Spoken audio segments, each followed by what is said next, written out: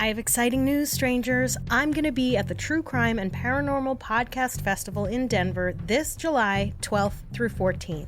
All your true crime and paranormal favorites will be there for live shows, panels, meet and greets, merch, autographs, parties, and more. You can even buy a virtual ticket if you can't make the event, and you'll receive videos of the 10 most talked about events and shows from the weekend, including Strange and Unexplained Live. That's right, I'm doing a brand new live show with comedy and a new episode recorded live right there at the event. And the best part of it is, you don't even need a separate ticket for my show. So come for the weekend. Get your virtual tickets now to take advantage of early bird pricing or buy a ticket for the weekend. Go to truecrimepodcastfestival.com and use code STRANGE for discounted tickets. Can't wait to see you there. A quick word of caution before we begin. This episode is probably not suitable for children, mostly just because of the cursing. Nor is it suitable for homophobes, TERFs, transphobes in general, or fragile white women who call themselves feminists without intersectionality. This is an episode about women who identify as lesbian and their straight comrades who refuse to acknowledge their humanity. I'm telling you this up front so you don't feel the need to post or DM me with anything hateful. If the topic of today's episode is something you know you can't tolerate, might I suggest A, the LGBTQIA2+ section at your local library, and or B, skipping it. On the other hand, perhaps if you lean into something that normally might make you a little uncomfy, who knows? You might find you feel a little differently by the end of the episode. But again, I will not tolerate your ignorance. Thanks. Were you ever subjected to that unique torture of hoping to be picked on a team at school when you were young? No matter what skill you might bring to the activity in question, you know the people picking are going to pick their friends first. And once everyone else has been picked, they point to you and go, "Ugh, fine, I'll take Daisy, I guess."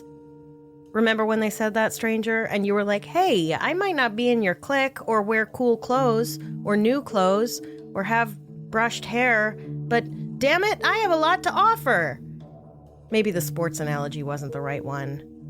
But it seems to be a universal theme. Unless you're in with the in crowd, a lot of times, no one really wants you around. Welcome to Strange and Unexplained with me, Daisy Egan. I'm a queer intersectional feminist who is constantly baffled by my sisters in arms, as it were, who refuse to hold the door they fought to open for the other people in the movement. Or, even more confounding, who refuse to even acknowledge that there are others in the movement. I am one of those pesky feminists who believes that none of us are free until we're all free. I even believe that those who refuse to recognize my humanity still deserve my recognition of theirs. I'm proud of and grateful to the women who paved the way for the strides we continue to make, even as a lot of our rights and freedoms are being stripped away. But the pride I feel in some of those pioneers is tainted by deep disappointment in their intolerance and hate for people who weren't just like them. Their litmus test for which women deserved rights seemed to be developed by that same crew of blind folks who were asked to draw an elephant based on the one part of an elephant they'd encountered. The list of qualifications to be deemed a woman, like that drawing of the elephant, were a confusing, misinformed, and just plain wrong representation of what a woman actually is. Turns out, you don't just need to be a straight white woman with a vagina to deserve rights. Wild, huh? In today's episode for Pride Month, I won't be telling you about a bunch of dead feminists who go around haunting alpha males, although that is how I plan on spending my afterlife. There are no ghosts in today's episode, and there is no overt crime, per se. No, the only crime committed by the subjects of today's episode is the crime of willful ignorance.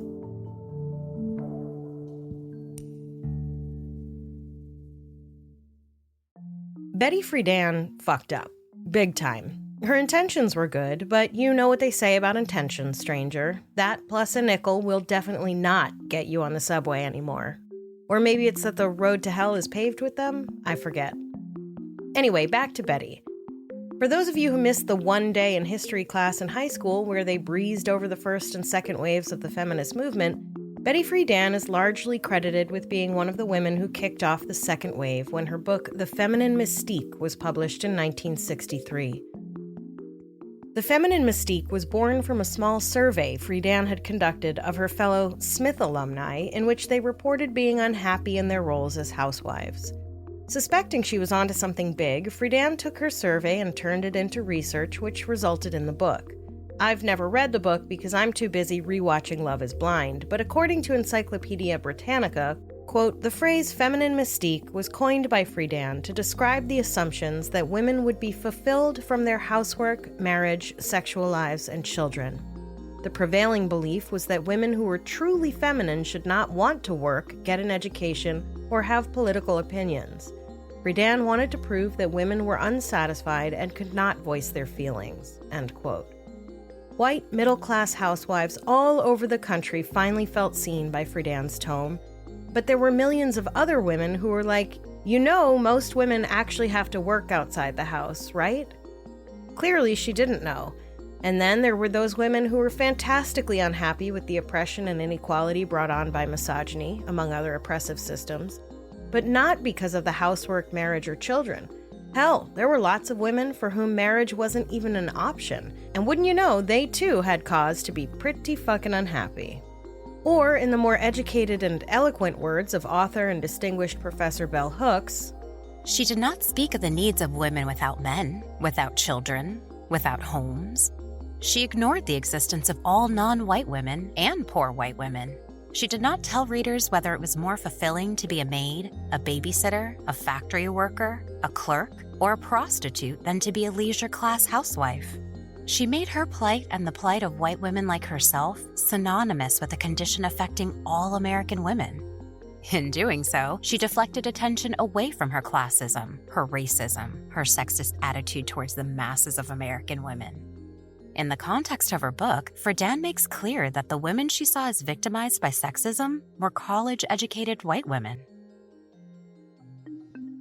Almost from the day she helped kickstart the movement, Friedan got justified criticism for her almost narcissistic point of view, that white women suffered terribly by not being able to fulfill their identities. And while she went out of her way to recruit famous black women to her cause, think Coretta Scott King, she simply wouldn't acknowledge the unique problems faced by black and brown women in the deeply racist society we live in. She also had a tendency to kind of be like, listen, black women are too busy trying to rise up out of poverty to worry about equal rights. Let the white women do the work. That's not a direct quote, but it's fair to say it's not far off. Y-I-K-E-S. Yikes. Listen, I know sensibilities were different back then, and all the other arguments people like to use to excuse really shitty things people did back in the day, but this is a really big yikes, dude. And of course, regardless of the millions, nay billions, of women who had for millennia been working in jobs outside their homes, it was, unsurprisingly, Friedan and her ilk, these white, middle-class, highly educated women, who got heard. Friedan's mystique was indeed so revolutionary for its time, homemakers with burning torches kind of revolutionary, that a conservative magazine with the incredibly vague name Human Events made it number 7 in its list of the most harmful books of the 19th and 20th centuries. That placed it just behind Karl Marx's Das Kapital, though not quite as despicable as number 3, Hitler's Mein Kampf. The book made a lot of people uncomfortable, including, incidentally, a lot of white middle-class housewives who didn't like to be told that their lives were meaningless. For example, Phyllis McGinley, the Pulitzer Prize-winning poet, who responded to the feminine mystique with this little chestnut, quote, "The whole duty of a wife is to bolster her husband's self-esteem," end quote. Okay.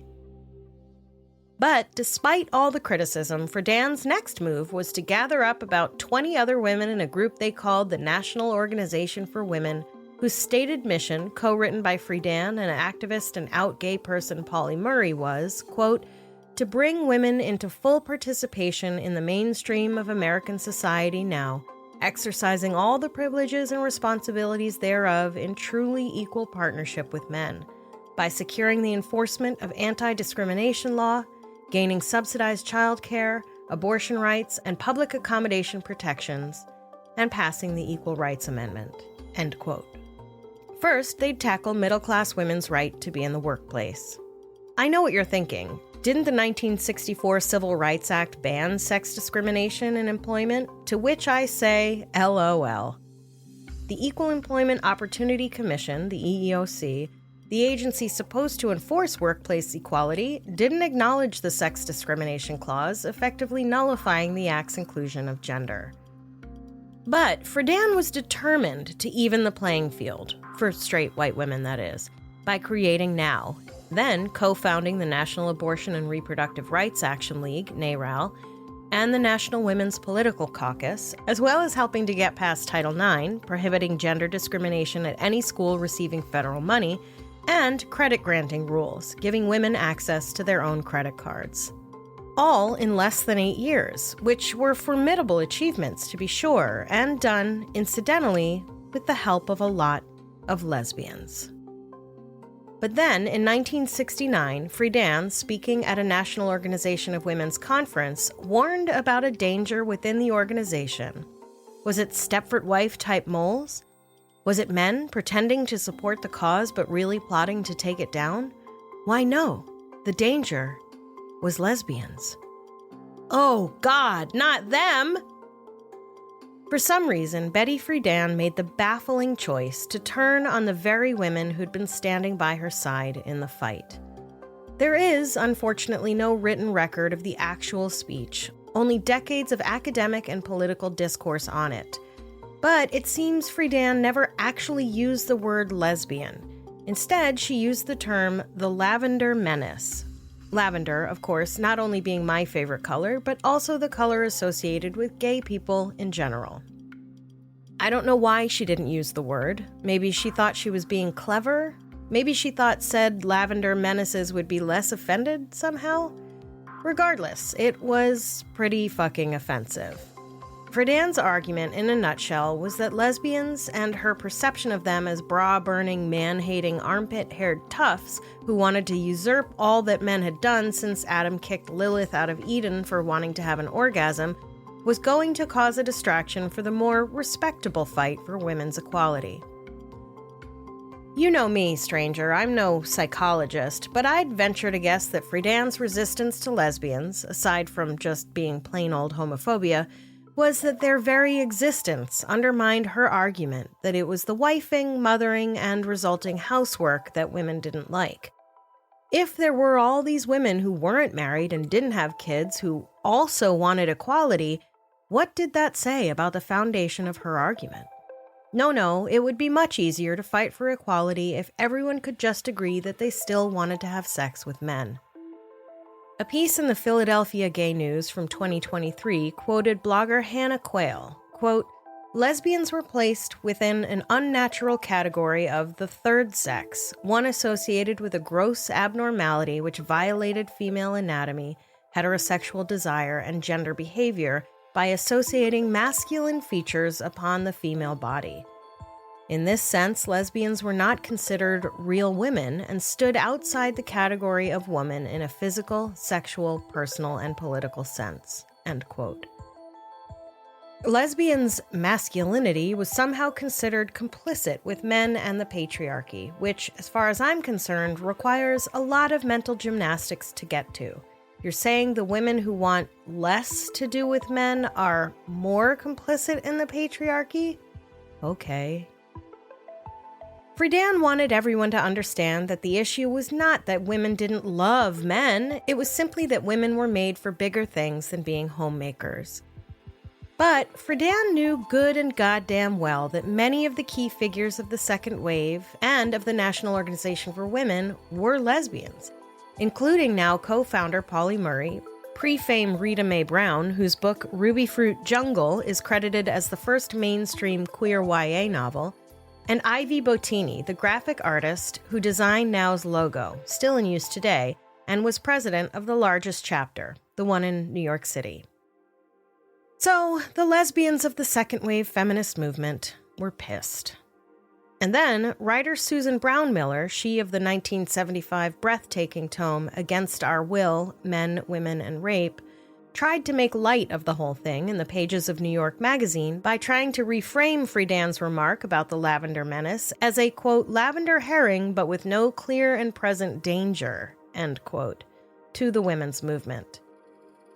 Brown-Miller swore she had meant her remarks as a way to distance herself and a lot of lesbian allies from Friedan's, let's just call it what it is, homophobia. But a lot of the lesbians in the movement were kind of like, we're actually just women. We are neither menaces nor herrings. Ironically, Friedan and Brown-Miller awakened the beast, and those former sisters in arms were about to become pretty fucking menacing.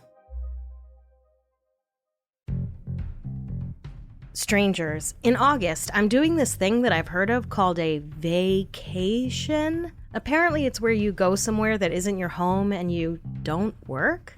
And thanks to Quince, I'm going to be traveling in style and comfort with linens and washable silks that are perfect for not working. I'm a big fan of not having to do laundry on vacation, so whenever I can wash things in the sink and hang them up to dry, I'm a happy camper. Incidentally, if your vacation includes camping, Quince has great lightweight t-shirts, tank tops, and shorts that are also super easy to wash and line dry. Which is not to say that my Quince clothes aren't machine washable. Obviously they are. Even the silk. What? That's right, machine washable silk. The thing I love most about Quince, besides their timeless fashions, is that they partner with factories that only use ethical, sustainable practices. That means you know your clothes are coming from a place where the workers are paid a living wage and don't have to work under dangerous conditions. I don't know about you, but I feel a lot more fashionable when I know I didn't directly contribute to another human being's misery. If you're trying to ditch fast fashion, which I highly recommend by the way, you don't have to empty your bank account for beautiful, high-quality, well-made, sustainable clothes. That's because Quince cuts out the middleman, saving you all that money. I'll be heading off on my vacation with my navy blue stretch silk short sleeve blouse and my linen European long sleeve blouse, along with some super easy cotton tanks and tees and a couple pairs of shorts. And because the styles are timeless and well made, I don't have to worry about shopping again next summer or for my next vacation. Pack your bags with high-quality essentials from Quince. Go to quince.com/strange for free shipping on your order and 365-day returns. That's QUINCE.com/strange to get free shipping and 365-day returns. Quince.com/strange. In 1999, in her book Tales of the Lavender Menace, award-winning author and historian Carla Jay wrote, quote, "The women's movement had coined the motto, 'The personal is political.' But when you were a lesbian and wanted to talk about lesbian relationships as opposed to heterosexual relationships, they didn't want to hear about it." End quote. The ladies of the second wave just wanted the not-so-respectable lesbians to shut up. But one of the things you were not going to tell Rita Mae Brown, who would become the first openly lesbian writer to make it into the mainstream, was to shut up. Brown went looking for some compatriots who shared her desire to be A, inside the women's movement, and B, have lesbian issues considered a part of that struggle. First, she went looking for allies and gay men. Surely they, who'd been struggling for their own rights, would stand with their female compatriots. Pretty soon, though, she learned they, like straight men, didn't really seem to care about lesbian issues. Then she went to the Red Stockings, a radical women's group grounded in Marxist theory and focused on the right to abortion and rights of sex workers. Lesbian issues? Not so much. That, they said, was a political choice, not a personal identity, not something that needed its own voice in the world at large, not something in need of conscious raising or liberating or help. I can't even begin to unpack this one, strangers. A group of Marxists told a lesbian that her identity was a political choice and therefore not worthy of their solidarity. I can't. While Rita Mae Brown was actively trying to recruit more people to the cause was actively trying to keep her out. In the new world of women organizing to change things, fix things, and disrupt things, it seemed nobody wanted lesbians unless they were willing to play nice and focus on the issue at hand. So Rita Mae Brown, along with other lesbian activists Lois Hart, Cynthia Fink, Ellen Bedos, Artemis March, and some chick with the fabulous name Barbara XX, took matters into their own hands.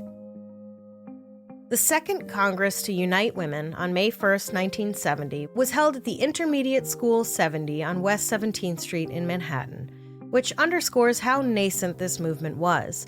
They had no need for a convention center or even the grand ballroom at the Hyatt, but rather the auditorium of a small school, which should highlight how much room they had to grow, and how it seems logical that they should be embracing anyone who wanted to join the cause. 300 women gathered, ready to discuss the hopeful future of all American women ever to come after them, as long as they were straight, white, and middle class. But Rita Mae and her pals had scoped out the school and knew, among other things, where the light switches were. So, when the Congress began and the first speaker was stepping up to the microphone, the very menacing Jessie Falstein and Michaela Griffo, both activists with the Gay Liberation Front, switched off the lights. Everyone was in the dark, literally and figuratively. Now the renegades were going to show them the light. 17 women wearing lavender t-shirts identifying them as the Lavender Menace raised placards they had hand-painted with slogans like, "You're going to love the Lavender Menace," and "Women's liberation is a lesbian plot." And then Rita Mae Brown, who'd come to the session dressed respectably, ripped off her shirt to reveal a lavender t-shirt underneath. And one by one, about 20 other women in the audience rose and did the same. They then passed out a 10-page manifesto titled The Woman Identified Woman, which called for not only including lesbians in the fight for women's equality, but indeed to put them at the forefront of the fight. To the surprise of everyone there, they were cheered. There was a quickly cobbled-together workshop the next day on homophobia and lesbian rights. And then they did what, frankly, every activist movement should do to ensure success. They had a party. I'm telling you, there is nothing more inspiring than sweating it out together on the dance floor. Our government officials would be wise to adopt this practice. The takeover of the Second Congress is now considered a turning point in the second wave feminist movement, and a founding moment for a portion of the female population that was, once and for all, included whenever feminism and its goals were brought to the table. Writing for the Gay and Lesbian Review in 2009, historian Ellen Shumsky said one result of the Lavender Menace's schoolhouse coup was that 50 women set up consciousness-raising groups around the country to get them on board with the new agenda item. Those who led, Shumsky wrote, were, quote, active lesbians, latent lesbians, closeted lesbians, one beautiful experience lesbians, who I guess was a faction of women who maybe didn't consider themselves gay in general, but only gay for one woman in particular? Freaked out lesbians and spaced out lesbians. After having related for months and years to the broader women's issues at the sacrifice of their sexual identities, these women were ready now to come out, to use their energies to create a lesbian community and to make sure that the concepts of primary value and commitment between women developed in the Woman Identified Woman paper were taken on by the women's liberation movement, end quote. In September 1971, the delegates of the National Organization for Women adopted a resolution recognizing lesbianism and lesbian rights as a legitimate concern for feminism. Specifically, beyond educating and proselytizing, the Lavender Menace began staging something that was, in those days, referred to as ZAPs, a direct action protest that mostly involved some kind of public shaming or heckling of an organization or, sometimes, a single person.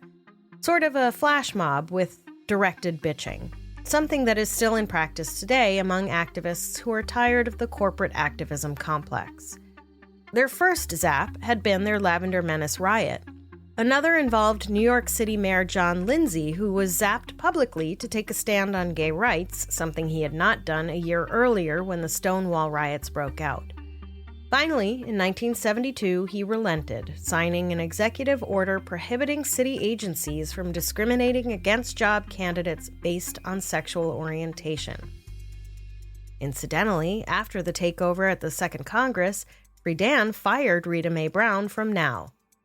Cool.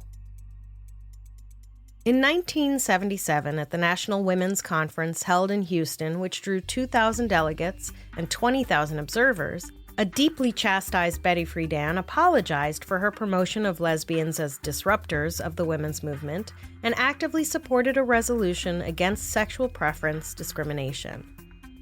Like most political conventions, this one separated those who voted on resolutions into state delegations. When Friedan apologized, the Mississippi delegation raised signs that read, "Keep them in the closet." And even though she'd apparently had a mea culpa and apologized, according to a piece in the Smithsonian Magazine from 2021, she later doubled down. Quote, "When conservatives made cultural gains in the 1980s, Friedan blamed radical members for causing it, denouncing them as anti-men and anti-family." Sigh. What's surprising, I suppose, is that it took so long for anyone to recognize that lesbians were indeed women, and women who'd been there all along. Strangers, Smalls is back. Smalls has been a sponsor of this podcast for a long time now, and while I still haven't convinced my husband to let me get a cat, I know that another tactic I can use in my campaign is that when we get a cat, whom I shall name Captain Blueberry Squire of the Mountaintop, neither their food, their breath, nor their poop will be as stinky as whatever it is he's afraid of. That's because we'll be feeding Captain Blueberry Squire of the Mountaintop Smalls cat food. Smalls is made from real ingredients you might find in your fridge. That's why veterinarians.org rates Smalls 10 out of 10 for ingredient quality. Everyone knows by now you shouldn't be feeding your kitties kibble exclusively. First off, no one wants to eat the same thing for every meal, including my theoretical cat, Captain Blueberry Squire of the Mountaintop.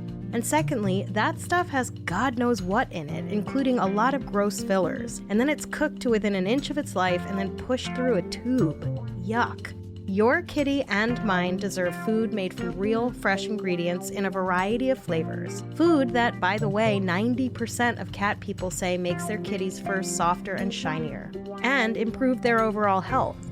Improved health means a longer life and fewer vet bills. And who doesn't want those things? Not Captain Blueberry Squire of the Mountaintop, that's for sure. Now is the time to make the switch to Smalls. Head to smalls.com/strange and use promo code STRANGE at checkout for 50% off your first order plus free shipping. That's the best offer you'll find, but you have to use my code STRANGE for 50% off your first order. One last time, that's promo code STRANGE for 50% off your first order plus free shipping.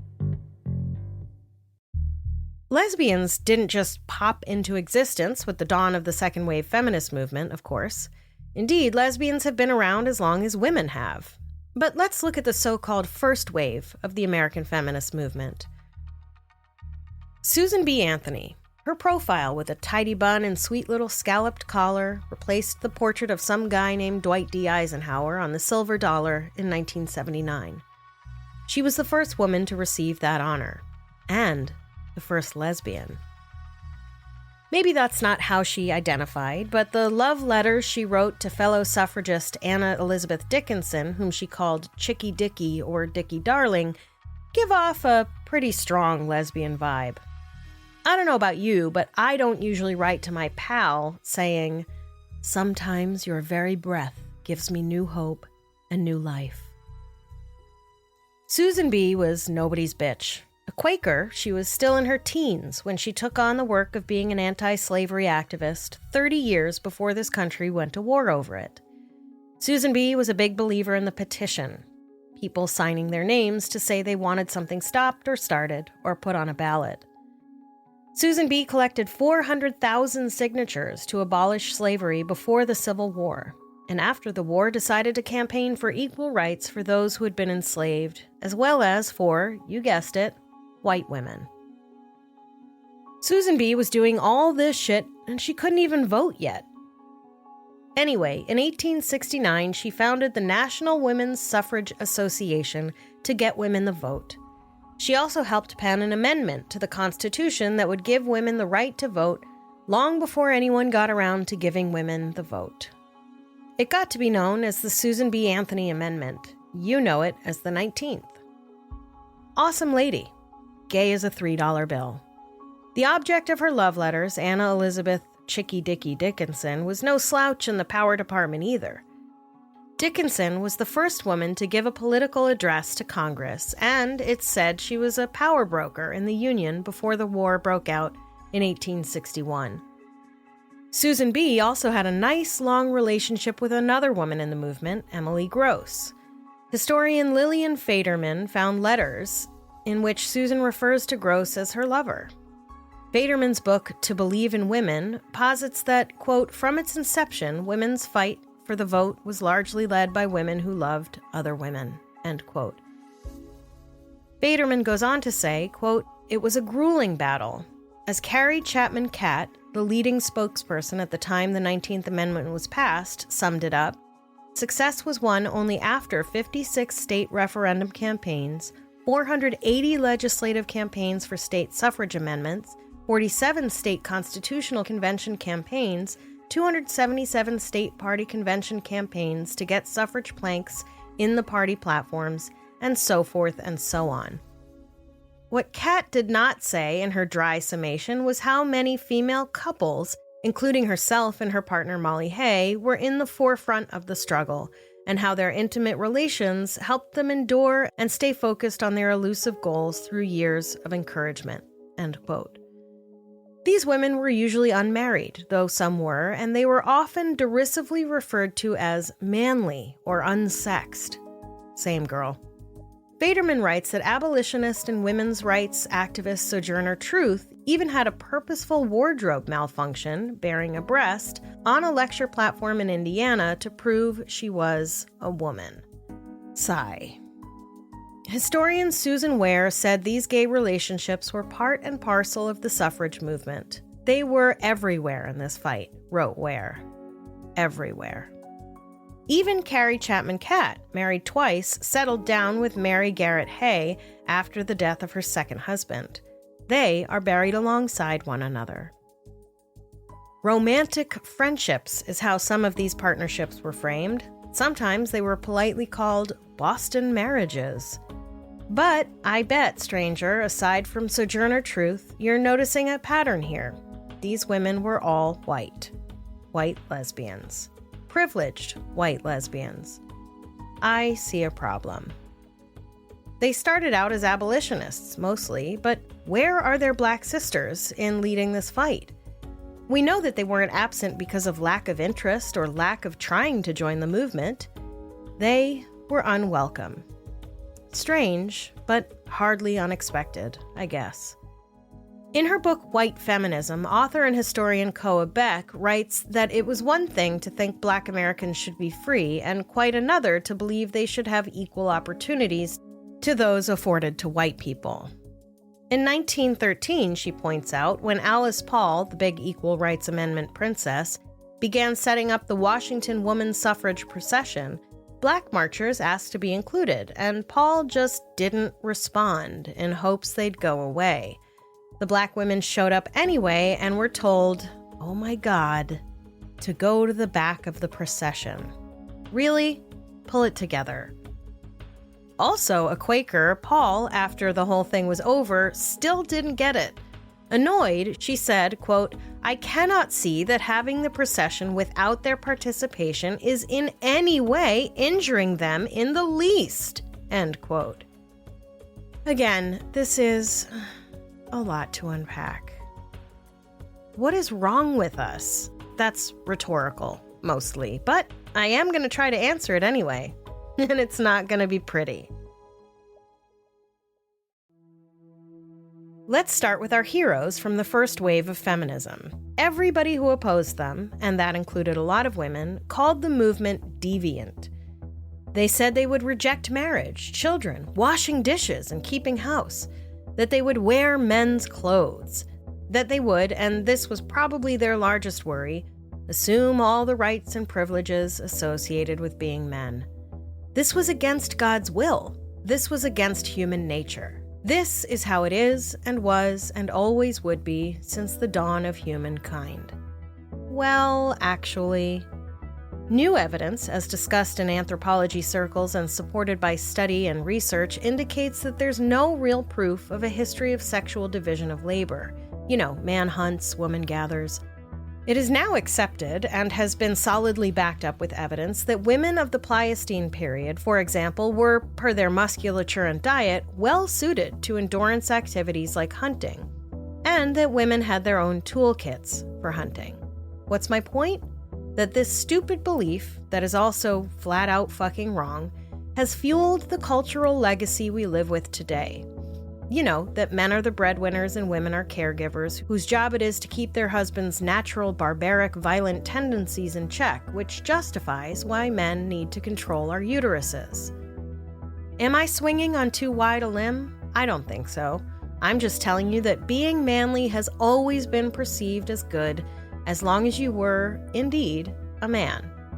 Imagine what that meant to a society if they knew that some women didn't want to sleep with them. So, the first wave feminists could not have dreamt of bringing it up, even though a lot of them were definitely doing it. They hardly spoke of it themselves, but it was important not to, because they had to present a version, quote, palatable to the mainstream, which also helps explain, I suppose, their racism. Not justify, mind you, just explain. The second wave, I'm gonna be generous again, figured perfect shouldn't be the enemy of good, but learned, thank you Lavender gals, it had to try. So now, everybody's at the table. LOL, not exactly. Nobody said it was going to be easy, or that we weren't going to forget our own history. White feminism, according to Koa Beck, who wrote the book with the same name, quote, was and still is very successful in encouraging women to become more self-interested and asserting an existence outside of being a constant resource to others, end quote. Beck says that white feminists collapse self-empowerment and individualism. Her point? Pushing for your own humanity isn't the same as you becoming a CEO. It's realizing and working toward what others need to identify their goals and take on those needs as well. In short, the world needs fewer CEOs and more communities. Perhaps if we stopped leaning in so hard, we might make it so that people don't have to keep leaning in just to survive. Claire Snyder with the Department of Public and International Affairs at George Mason University, writing in the Journal of Women and Culture and Society, writes that second wavers got some shit wrong.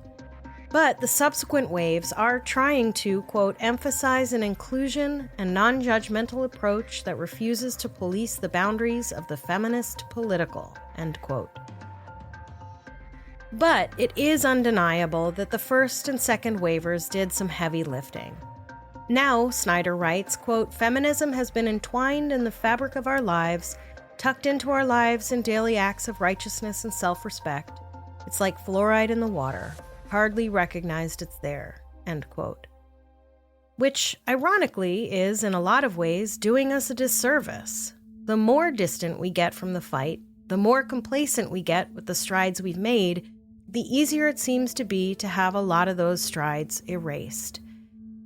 When we forget what life without access to safe and legal abortion looks like, for example, we forget how important access to safe and legal abortion is, and the next thing we know, that access is being removed. With every pink pussy hat or makeup bag with the phrase, "the future is female," which was coined, by the way, by lesbian activist Alex Dobkins in the 70s, emblazoned on it and sold at Urban Outfitters everywhere, it seems we forget that this is a real fight and not just an opportunity to buy more stuff and virtue signal. The feminist movement absolutely did a shit job of including marginalized groups, and we're still not great at it. Just recently, for example, actress Julie Delpy asserted that, quote, being a woman in Hollywood is harder than being a black person in Hollywood, end quote. Seemingly forgetting that A, she has no idea what the experience of any black person anywhere is actually like, and B, black women are women. We somehow manage to keep deferring to the needs and wants and wishes of white, heterosexual women who already sit in a lot of privilege. Even those we look up to seem to forget what the fight is about and resort to harmful, misogynist, homophobic language when they should know better. For example, Representative Jasmine Crockett, who is usually pretty right on, but who made the incredibly unfortunate choice of using butch bodies to insult noted troll Marjorie Taylor Greene recently on the Senate floor. We have to stop doing this. Seriously. There are plenty of things to attack MTG over without resorting to this kind of nonsense. Let's leave physical attributes out of our attacks on each other altogether, especially those made at the expense of historically marginalized groups. We can do better. The third wave feminists, including monumental figures like Audre Lorde, Marsha P. Johnson, Susan Stryker, and Laverne Cox, have and are leading the current fight to straighten, no pun intended, that out. To remind all feminists to speak openly about and challenge the substantial violence against lesbian, gay, bisexual, transgender, and queer people precisely because they aren't defined by dominant definitions of gender and sexuality. Yeah, but will they remember? Do they? The TERFs sure don't seem to. There's a whole contingency of women who call themselves feminists who won't even acknowledge 3 of the 4 women I just mentioned. And what do I know, but I bet they'd be the same women who wouldn't have acknowledged lesbians in the second wave or black women in the first. These are women who insist on slamming the door behind them as soon as they get in the room. And this, stranger, is where I point out the strange and unexplainedness of it all. We white women seem to be caught in some kind of awful loop where we refuse to learn from our past mistakes. We are so selective about acknowledging all the things that got us where we are today. It's like every time women take a few steps forward, we rewrite how we did it, and then we kind of have to go back to the beginning the next time around. In arguably her most famous speech, Sojourner Truth, speaking in Akron, Ohio in 1851, said, "Well, children, where there is so much racket, there must be something out of kilter. I think that twists the Negroes of the South and the women at the North all talking about rights. The white men will be in a fix pretty soon. But what's all this here talking about?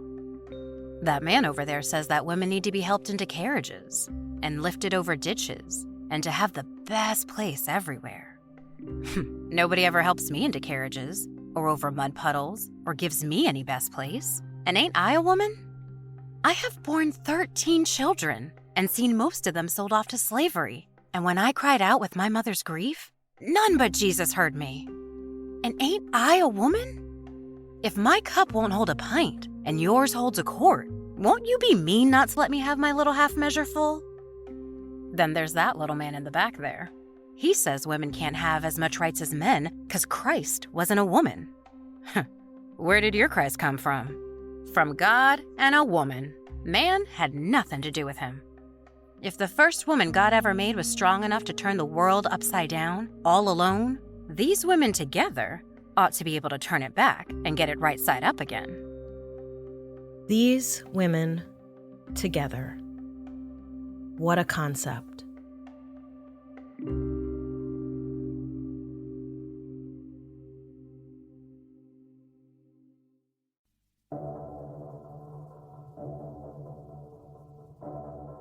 Next time on Strange and Unexplained, more than 3,000 lives were lost as a result of the attacks on New York City on September 11th, 2001. Most of those who died on the day were accounted for, either by their remains or the fact that they were in the buildings when they went down. But Sneha Phillips, a woman who had no reason to be at the World Trade Center that awful morning, also went missing without a trace. Was her disappearance connected to the attacks, or did she use the chaos to slip away from her own life? Strange and Unexplained is a production of Three Goose Entertainment with help from Grab Bag Collab. This episode was written by me with research and writing help from Amy Wilson and the Strange Research Squad, editing help from Amber Hunt, and sound engineering and mixing by Amanda Rossman. Our voice actor for today's episode was Asada Jones. If you have an idea for an episode, head to our website, strangeandunexplainedpod.com, and fill out the contact form. I will write back. For more amazing content, join us at patreon.com/grabbagcollab, where for just $5 a month, you get all the Grab Bag exclusive shows, and for $8, you get those, plus Amber Hunt's Crimes of the Centuries and Strange and Unexplained, early and ad-free. Grab Bag is an all-female and non-binary owned profit share network where our contributors get to keep ownership of their shows. We strive to give a platform to those who might not be able to land themselves on a bigger network. Who knows? Maybe you have a podcast idea you'd like to pitch to Grab Bag. We've got live recordings, watch parties, book clubs, and more. Why there's so much going on over at Grab Bag Collab, you'd wonder if we missed the memo on how capitalism works. Join me on Instagram at SNUPod, Daisy Egan, and Grab Bag Collab, or head to the Facebook page to join in the conversation. If you like the show, please visit a sponsor with our unique code, give us a quick review and 5 stars, subscribe and download, and tell a friend. If you don't like the show, it's free to keep your opinion to yourself. Stay strange.